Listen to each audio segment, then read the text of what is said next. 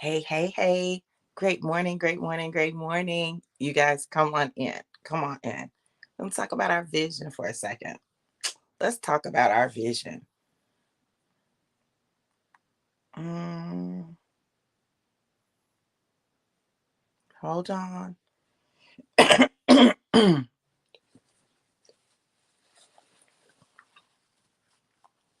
me get there. Let me get there. Mm.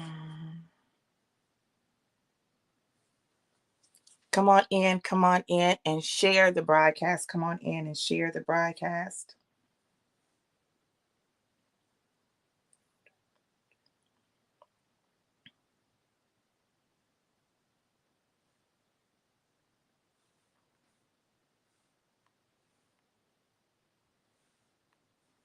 All right, all right. Welcome, welcome, welcome, you guys. I'm so excited for today's word.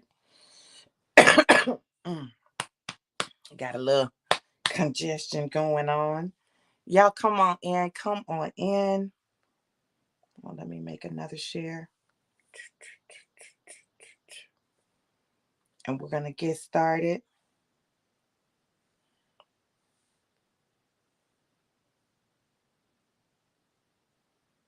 Okay.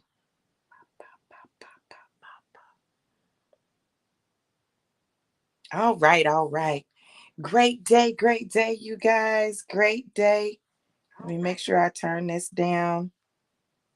I'm trying to see all at the same time. All right. Hey, Catherine, how are you? Good to see you, gorgeous. All right, y'all. Well, we're going to go ahead and get started with today's word. Today's word is what is obstructing your vision? What's obstructing your vision? What's preventing you from being able to see clearly what it is that God is doing, what it is that God desires? What is obstructing your vision? What's obstructing your vision? Now, this is what I know, and whether we want to admit it or not, there are things that can end up obstructing our vision, obstructing our view, preventing us from being able to see clearly. Sometimes those things are things inside of us. Sometimes those things are things that are outside of us. Regardless of where it's coming from, the question is, what is it that's obstructing your view? Is it how you see yourself? Is it the pressure to be perfect? Is it the pressure to appear to have it all together? What is obstructing your view? An inaccurate view of ourselves affects how we see everything else in the world. It affects how we see not only ourselves, but how we see other people, how we see situations, how we see God, even, right? It's affected by how we view ourselves. So when we have a flawed view of ourselves, when we have an inaccurate perception of ourselves, it ends up impacting everything in our life. So let's start there. Is that what's happening? Is it your view of you that's obstructing or preventing you from being able to see clearly what it is that God is doing, how it is that God is moving, and what it is that He desires for you in your life? Could it be? And if so, what do you do about it? Well, I'm a firm believer that once you understand what the problem is, then you can begin to address the problem appropriately. Every problem doesn't have the same solution, and every person isn't going to use the same method or methodology to address the things that are happening in their life. But this is one thing that I know for sure: it must be addressed. So, if how you view yourself is the thing that's obstructing your vision, it has to be addressed. Somebody got to deal with it. Now, who better to deal with how you see you than you? See, because the truth of the matter is, other people don't really care about how you see you. What they care about is them. See, they're the star in their show. They're the star in their movie. They're the star in their television series. They're the star, right? But you're the star in yours. So you should be concerned about you, how you see yourself, how it's affecting you, how it affects your ability to interpret the things that are going on around you, how it affects your ability to love and be loved, how it affects your ability to see God's plan and His vision for your life. Like, all of that is impacted, and you should be concerned about that. But sometimes it's not just how we see ourselves, but it's how we think other people see us. Notice the words there. How we think other people see us, right? Not how other people see us, but how we think they see us, right? Because it's a matter of perception. A lot of times we don't know how other people see us and we don't ask the question. We go off what we think based on what they do or what they say or how they show up. And then we begin to add our own interpretations, which is affected by how we view ourselves and how we view them. So now we've got all of these layers of potentially inaccurate perceptions affecting our view and our vision. All because we won't what? Ask questions. Be real. If you want to know how someone sees you, ask them. Oh, wow, that's profound, right? Just ask the question. What do you see when you see me? How do you see me? How do you see me show up in the world? Right? Because a lot of times we think people are looking at things that they're not looking at. We're looking at those things because those are the things that are important to us, but they're not necessarily looking at those things. Those are not the things that they're seeing. We see it because we're conscious of it, we're aware of it. And so we assume that everybody else is seeing exactly what we see when it's usually not the case. We're so focused on the appearance, the look, the idea of who we are that we'll miss out on paying attention to those things that really are at the core of who we are. Who are you? And how do you show up in the world? How do people see you? Sometimes you just gotta ask the question.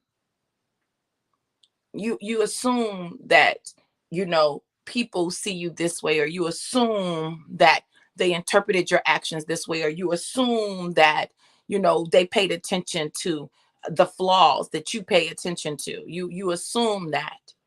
And what happens when you assume? You make an ass out of you and me. Why? Because your assumptions are often faulty. You don't have to feel like you've got to know it all or have it all together or have it even perfect. That's not what life is about. Life is about the constant growth and evolution of you, a greater becoming more of who God created you to be, not becoming who the world wants you to be or who you think the world wants you to be, or even who you want to be. But who were you created to be? Who are you? Who is that? What does that look like in your life? See, when you can get a clear picture of that, then it allows you to view a little more clearly um, the world around you and you as you exist in that world. What's obstructing your vision? Now, listen, I'm going to tell you something that's obstructing my vision. My inability to see the comments that obstructs my vision. Why does that obstruct your vision, Dr. V? Because when I can't see the comments, I can't see, or I don't know if you're getting what I'm saying, if you understand what I'm saying, if you're tracking with me, if you're following along, if you have some additional insight that you want to add. So it's almost like flying blindly, right? You're talking and you're talking about what you're talking about, but you're not getting the additional levels of feedback that make communication interactive. It becomes a monologue instead of a dialogue. It becomes a one-way conversation instead of a conversation that exists amongst individuals. It obstructs my vision. And sometimes that's a good thing. See, obstruction of vision is not always a bad thing, because check this out. When horses are attached to a buggy, a cart, it's pulling something, they always put blinders on it, right? Not blinders to the point where it totally covers their vision, but it obstructs it. It keeps their vision going forward. Their peripheral vision is cut off. They can't see what's on the side. Why? What's on the side will distract them. And they need them to stay focused on moving forward and going forward. Sometimes we're the same way. We need that peripheral vision cut off because we don't need to see what's going on the sides. We need to keep our vision on what's in front of us, on moving forward, on going forward, instead of getting distracted by all of the things that are going on the side, or the things that we think we see out of the corner of our eye, because we need to stay focused on moving forward, going forward. Our peripheral vision needs to be limited. It needs to be sometimes. Then there are other times, like when you're driving, you need your peripheral vision. Why? You're not just responsible about for what's happening in front of you. You got to pay attention to what's going on the sides of you. Why? Because you're not just driving for you, you're driving for the people in the cars around you. And it is often the things that are going on in our periphery that cause accidents because we didn't see it. We couldn't see it. It was in a blind spot. Those blind spots obstruct our vision, our ability to see clearly where we need to go and what we need to do, right? So if something is in your blind spot and you decide that you're going to get over, but you don't see what's over there, then you're more likely to run into it because it was in a blind spot. It was outside of the realm of your peripheral vision. Like you used your peripheral vision, but sometimes your peripheral vision is not enough and you got to turn your head so that you can see what's going on over there, so that you don't run someone off the road, so that you don't run into someone, so that two cars are not coming into the same lane at the same time. Have you guys ever experienced that? Like literally, you're getting into another lane and another car is in another lane and they're getting into the same lane that you're getting into at the same time that you're getting into it, but you don't see each other because you're coming from two different directions. Yeah. Sometimes you've got to turn your head so that you can make sure that the path is clear. You got to turn your head so that you can make sure that you're seeing what you need to see. You just got to turn your head. You can't only rely on your ability to see in front of you or even your peripheral vision. You got to turn your head. It's one of the reasons that with the cameras that are in cars now or at the back of cars, we get a tendency to get dependent on those things, right? And if we're not within the field of vision of the camera, then we don't see it. It doesn't exist. But just because it's not in the field of vision of the camera does not mean it does not exist. It exists. You just can't see it with the tool that you're using. So again, sometimes you got to turn around because you need to know if anything is obstructing your vision. Now, look, I'm going to refresh and then I'm going to come back. Let me refresh and then I'm going to come back. So don't y'all go nowhere. I'm just refreshing so that I can see.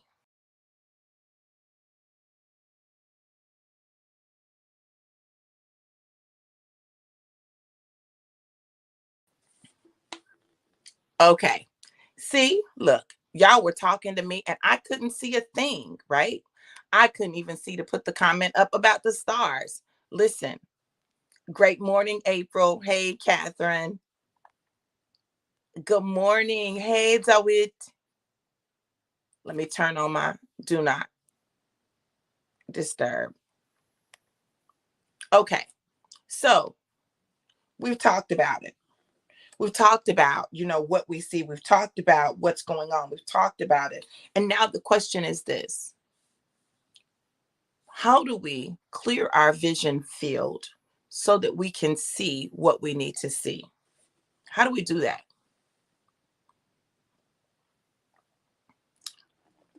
Well, on this amazing Saturday morning here in the US, I know for me that one of the things that helps me to see more clearly is me getting out of my own way. So that's the first thing. I got to get out of my own way, because I'll mess my own self up, right? Because I'll be caught up in what I want it to be, how I want it to look, how I want it to show up. And I'll miss what God is doing because I'm focusing on what I want.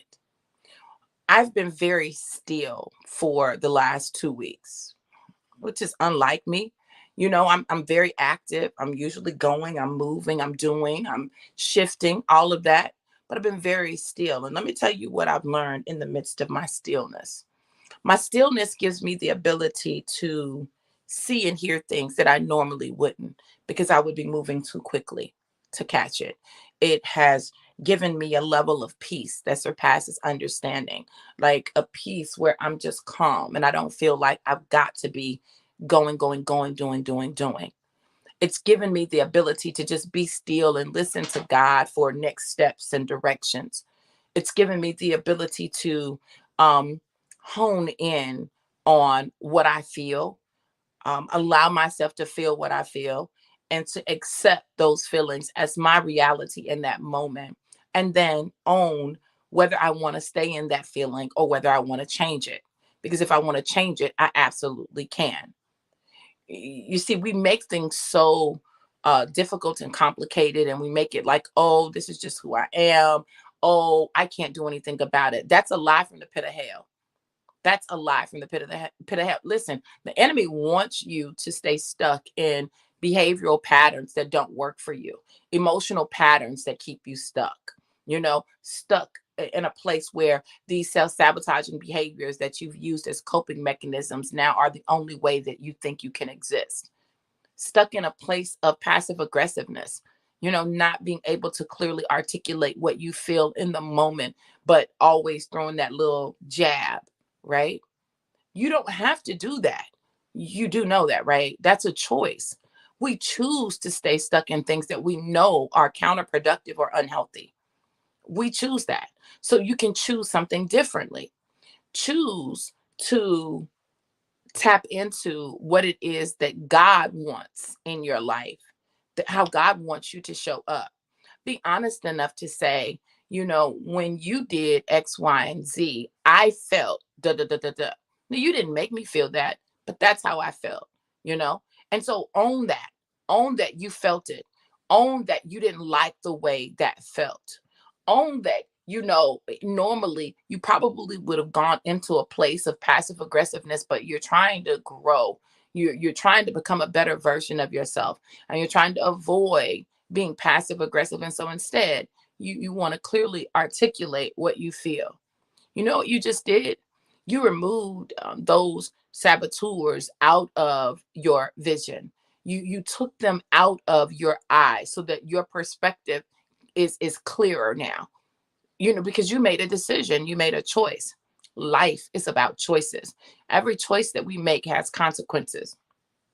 And when those consequences show up, we get the opportunity to decide how we'll respond to them.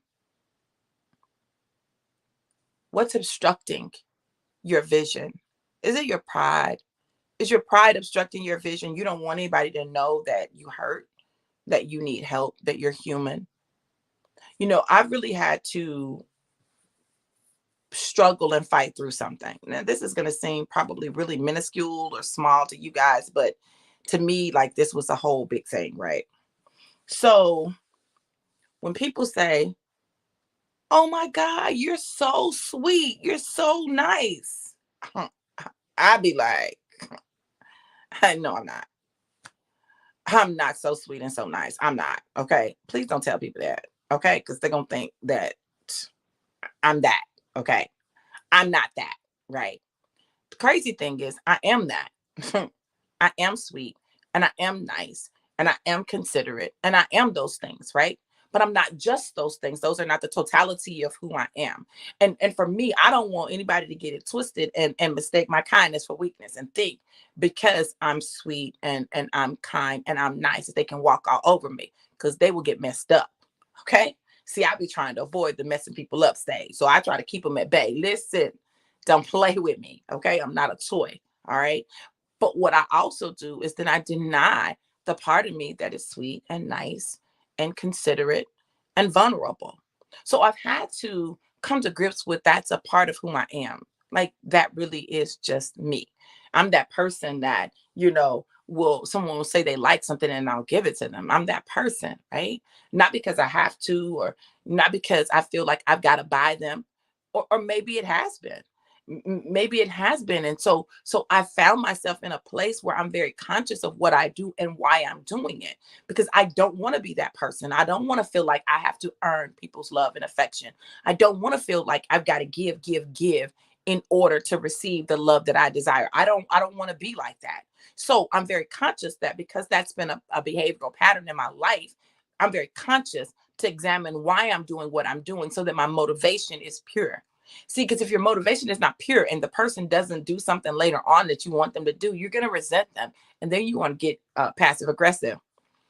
At the source of most of my passive aggressiveness was, I went out of my way doing stuff for people who maybe didn't appreciate it, or didn't appreciate it the way I felt like they should have. Or maybe I needed something and they weren't there for me. And I felt like all the times that I've been there for you, you should have been there for me. Like, where's the reciprocity? right? So you got to be very honest with you, about what you want and what you expect. And you got to be honest with other people. So I started telling people, listen, when people were like, oh, you so sweet. I said, listen, I don't want you to think that I'm just doing this for me, because I'm not. I get something out of this too. So I want you to understand that, because I don't want you to put me on this pedestal like I am this super self-sacrificing person. No, I'm glad that I'm in a position where I can do this, but I get something out of it. Even if all I get out of it is that I feel good about me and my ability to assist someone, I'm getting something out of it. So we don't want to be real about what we get out of our interactions with others. In fact, sometimes we stay a victim because we get something out of being a victim. Attention. We get attention. We're the victim. Poor us. We get sympathy. People are more likely to do things for us because they feel bad for us. Because poor us. Listen, just be real. Be real with you. See, we all have stories, right? Stories of our lives, stories of the things we've experienced. So let me share part of my story. And part of my story is I grew up in a 3-room house without any indoor plumbing. That's part of my story. I was raised by my grandparents and not by my parents. That's a part of my story. Is it true? Absolutely true. Is it factual? It's absolutely factual. But what is the point of that story? Is the point of the story to get people to feel sorry for me? Or is the point of the story to show what's possible? See, sometimes it might be to get that sympathy. Oh, well, she really wouldn't have been able to, or she shouldn't have been able to. And so let's do this, right? Or is it to inspire and let somebody know, hey, it doesn't matter how you start. However you start doesn't determine how you finish. It doesn't determine who you can be. See, even in the midst of that situation, I knew I was somebody. I knew I was somebody, and I was somebody special. And I was supposed to do big things and great things and travel, and I'm important. Like, I knew that. I knew that somehow deep inside of me, I knew that. And I knew that there were people who were trying to make me feel otherwise. And sometimes they were successful. Sometimes they were successful. And I believed them more than I believed that voice inside of me that said, you're amazing. You're great. You're supposed to do great things. You're supposed to travel. You're supposed to do this stuff. So sometimes I believed the lie instead of the truth. And the truth was what was inside of me. But now when I tell my story, I have to be clear on why I'm telling my story. Am I telling the story to impress someone? Am I telling the story to get sympathy? Am I telling the story as a victim, or am I telling the story as a victor, an overcomer, someone who's learned how to thrive even though I face insurmountable odds, right? What is the purpose of the story? See, when you get honest about you, when you get honest about your motivations, when you get honest about what's going on in your head, what's going on in your spirit, when you get honest about that, then you can show up more authentically. You can show up with greater authenticity. I just want to be real. And being real means starting with me. I want to be able to be real with me. I want to be able to be real with me. See, at the end of the day, it doesn't matter what you guys think. Listen, no disrespect. I'm not trying to put you down or diminish your value or anything like that. But when it comes to my life, it doesn't matter what you guys think, right? What matters is what I think. What matters is what I believe about me. See, I allowed the outside opinions of others to drive and be a driving force for too long in my life. No, that's over. That time is over. I can't afford to do that, whether it's good or whether it's bad. It's great if it's good, okay, but it can turn around, right? People are fickle. One day they love you, the next day they hate you. They did it with Jesus. They said, Hosanna, Hosanna, the God in the highest. And then they said, crucify him, turn him over. Give us Barabbas, the thief, right? Kill Jesus, but give us the thief. So you got to be rooted. You got to be rooted in your identity. Hold on, y'all. I'm going to refresh. Let me refresh.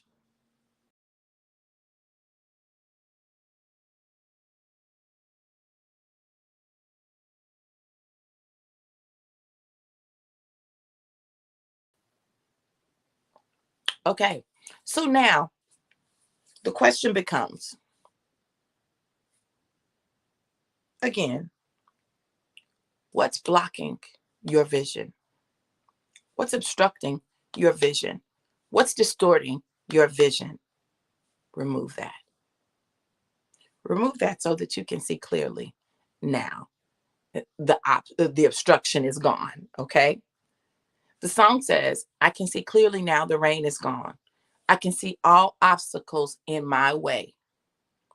So once the sun comes out and you can see the obstacles that are in your way, you know what you need to do to move them. My prayer is that you will get clear vision, that you will see clearly, that you will be honest with yourself enough to address the things that you need to address that are blocking your ability to see clearly in you, those things around you, your view of how other people view you, that you won't be afraid to ask the difficult questions and get feedback and do with it what you need to. Not all feedback is good feedback, but get it, chew the meat, and spit out the bones. If there are things that people are consistently saying, consider them. Consider them. Now, maybe not everybody got the same problem with you and it ain't nothing. Now, come on. Even if it causes you to look at yourself differently, be willing to do that. Decide if you like what you see. And if you don't like it, change it. You got that power. You got that authority. Don't let anything obstruct your view to the point where you can't see his plan for your life. Is his plan impeccable? Can't beat it. God's divine, perfect will for you. Oh, you want that. I want that. It's great to have his permissive will. Okay, that's good. I won't say great. I'll say it's good to have his permissive will. It's better to have his divine will. And that's what I want. And you can't get that if you can't see clearly.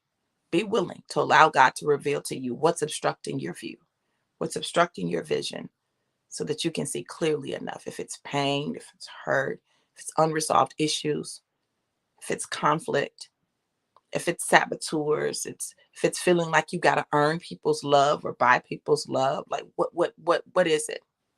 And once you identify it, be man and woman enough to face that head on, deal with it, remove anything that doesn't serve you so that you can go forward. My prayer is this, that you would allow God to reveal to you what needs to be revealed so that you can remove what needs to be removed, so that you can see clearly God's plan for your life and you can walk it out with confidence, because we know this, that all things work together. Even that obstruction had a purpose for the good of those who love the Lord and are called according to his purpose. May today be the first day of the best days of your life, because you just got to look clearer in your vision. Listen, I pray that word blessed you. And if you want to bless me, if you want to sow a seed, you absolutely can. Go to Cash App, $DRV Walters, or PayPal.me/DRV Walters.